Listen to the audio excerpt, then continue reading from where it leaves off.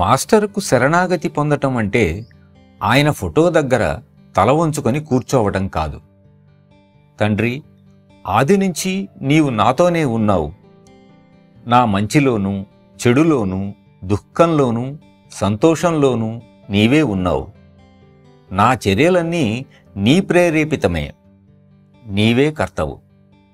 నీకు ఏ విధంగా కావాలంటే అలా నన్ను ఉపయోగించుకో అని తపనతో ఆర్తితో వేడుకోవాలి. ఎప్పుడైతే నీలోని అహం ఈ విధంగా మాట్లాడగలిగిందో అప్పుడు నీవు దివ్యుడవు అవుతావు.